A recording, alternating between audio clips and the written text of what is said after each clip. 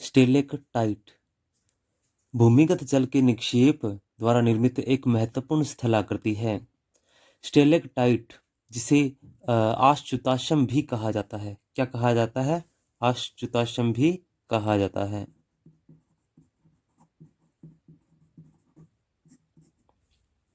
इसका निर्माण किस प्रकार से होता है, आइए देखते हैं। चूना प्रदेश में सतह के नीचे भूमिगत जल द्वारा कंदरा का निर्माण हो जाता है। तो कंदरा की छत से रिसता हुआ जल बूंद बूंद टपकता है। अब देखिए, चुनाव प्रदेश में मान लो ये चूने की सतह है, ठीक है। यहाँ पर काफ़ी मात्रा में चूना जो है वो मिलता है, ठीक है। यहाँ ऊपर वर्षा का जल या किसी नदी का जल जिसमें CO2 की मात्रा मिल जाती है, ये भूमिगत होते हुए यानी कि जल जो है इस चूने के यहाँ घोल रंध्रों, विलयन रंध्रों, डोलाइन वगैरह से क्या है, भूमिगत होने लगता है। संधियों से, चट्टान की संधियों से क्या है, भूमिगत होने लगता है। और नीचे की तहों में इस सतह से नीचे नीचे की तहों में निक्षेप मिलता है किसका? चूने का, काफ़ी बड़ी मात्रा मिलता है। तो इस जल जल जो है इस चूने को अपने साथ घोलकर नीचे की तहों में ले जाता है और ज़्यादा नीचे चला जाता है या बह जाता है इसको लेकर। तो इस क्षेत्र में इस प्रकार से खोखली आकृति बन जाती है, ठीक है। तो अंदर एक गुफा जैसी आकृति का निर्माण हो जाता है जिसे कंदरा कहते हैं। अब इस कंदरा में जल मान लो चाहे प्रवाहित होता है, चाहे उसके बाद में ये शुष्क हो गई है, यानी प्रवाह, जल का प्रवाह बंद हो गया है, ठीक है। प्रवाह को बंद ही मानो आप इस वक्त, ठीक है।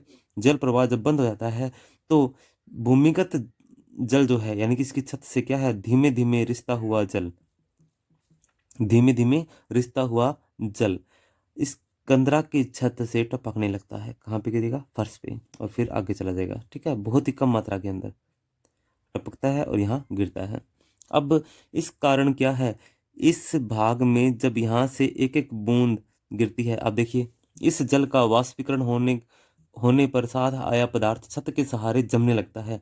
इस पदार्थ का मोटा भाग छत की ओर तथा नुकीला भाग नीचे की ओर होता है। अब ये जो बूंद है जब यहाँ से गिरती है तो इस बूंद का धीरे धीरे वाष्पीकरण भी हो जाता है। और जब आपको पता है कि जल का वाष्पीकरण हो जाता है तो जल के साथ में जितना भी ठोस पदार्थ है उसका निक्षेप वहीं पर हो जाता है। तो ये बूंद बूंद जिस प्रकार से वाष्पीकरण होता है वैसे वैसे ये बूंद यहाँ पर ऊपर की ओर लटकने लगती है, यूं मानो किसके सहारे? छत के सहारे, ठीक है। छत के सहारे लटकने लगता है ये पदार्थ, यानी कि छत के सहारे इसका निक्षेप उल्टी दिशा में होने लगता है। धीमे धीमे अब इस पे बूंद फिर से आती है और फिर इसका निक्षेप हो जाता है। तो ये क्या है, इस प्रकार से नुकीला होने लगता है, ठीक है। इसका आकार इस प्रकार से ऊपर से नीचे की तरफ स्तंभनुमा हो जाता है। छत के सहारे ये नुकीले भाग जो है वो लटकने लगते हैं। आपने देखा कि इसका ऊपरी आधार यानी कि ऊपर की तरफ छत से आधार क्या है, काफी चौड़ा है, और ये नुकीला भाग इसके नीचे की तरफ लटक रहा है। अब देखिए इसके बाद में अपने इसी के साथ में स्टेलेगमाइट को भी देख लेते हैं। स्टेलेगमाइट को देखिए, इस कंदरा की छत से टपकता जल जब नीचे फर्श पर गिरता है तो यहाँ भी कुछ पदार्थ का निक्षेप करके नीचे से चौड़ा और ऊपर से नुकीले स्तंभ का निर्माण करता है, ठीक है। आपने इसे देख लिया। अब देखिए इसी स्टेलेग यानी कि इसी कंदरा, ये जो कंदरा यानी कि गुफा जो है, इस गुफा के अंदर जो ऊपर से टपकता हुआ जल जो है यानी कि बूंदे जो है वो बूंद बूंद करके नीचे भी गिरता है। जब ये नीचे गिरता है तो यहाँ पर भी कुछ वाष्पीकरण की क्रिया या, ठीक है, जिसके कारण क्या है, यहाँ का पदार्थ जो है वो जल के साथ में जो यहाँ पर पदार्थ पहुँचता है वो यहाँ पर इसका निक्षेप हो जाता है। ये भी नीचे से काफ़ी चौड़ा मिलता है और ऊपर से नुकीला, यानी कि यहाँ से जो बूंदें गिरती है यहाँ पर वाष्पीकरण होने के पश्चात उनमें जो ठोस पदार्थ है वो उसका यानी कि चूने का निक्षेप यहाँ पर हो जाता है।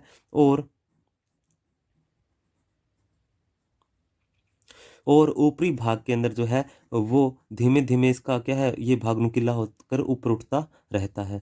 एक समय ऐसा भी आता है कि ये ऊपर उठता हुआ और ये आश्चुतासन बोलेंगे इसको, ऊपर वाले को स्टेलेगटाइट, ठीक है। इसको बोलेंगे निश्चुताश्म यानी कि स्टेलेगमाइट। ये नीचे से ऊपर की तरफ उठता हुआ स्तंभ है और धीमे धीमे ये दोनों स्तंभ आपस में मिल जाएंगे। और जब इसे ये जो आपस में मिल जाएगा तो इसको बोला जाएगा कंदरा स्तंभ। तो ये जो है कंदरा स्तंभ। अब ये जो बूंद बूंद जो जल ऊपर से नीचे की तरफ गिरता है, इसी को क्या है, इनको क्या कहा जाएगा, ड्रिप स्टोन कहा जाएगा। यानी कि ऊपर से गिरता हुआ ये जो बूंद बूंद जो जल गिरता है, इसको क्या कहेंगे, ड्रिप स्टोन। तो आपको समझ आया होगा, एक बार फिर से रिपीट कर लेते हैं कि कंदरा क्या है, भूमिगत जल जो है सतह के नीचे एक चुना प्रदेश में एक खोखली आकृति का निर्माण कर देता है। ठीक है, इसका जो ऊपरी भाग है ये पोनोर से जुड़ा होता है, यानी कि एक मार्ग भी हो जाता है जिसके माध्यम से मनुष्य भी यहाँ जा सकता है। ठीक है, अब देखिए, इस भूमिगत जल जो है यहाँ से जो जल है, इसकी सतह से जो रिश्ता हुआ जल जो है इसकी छत से गिरता है, तो यहाँ पर एक उल्टे जो है एक शंकु जैसी आकृति का निर्माण कर देता है। ठीक है, और यहाँ धीमे धीमे वाष्पीकरण के सहयोग से, ठीक है, इसी प्रकार इसके नीचे फर्श पे जब ये जल की बूंद गिरती है, वाष्पीकरण से यहाँ पर एक शंकु का निर्माण, यानी सीधे शंकु का निर्माण हो जाता है। जब ये आपस में मिल जाते हैं इनकी वृद्धि से, तो इसको कंदरा स्तंभ कहा जाता है। और आपको पता होगा कि ये इसको आश्चुताश्रम और इसको निश्चुताश्रम नाम दिया गया है।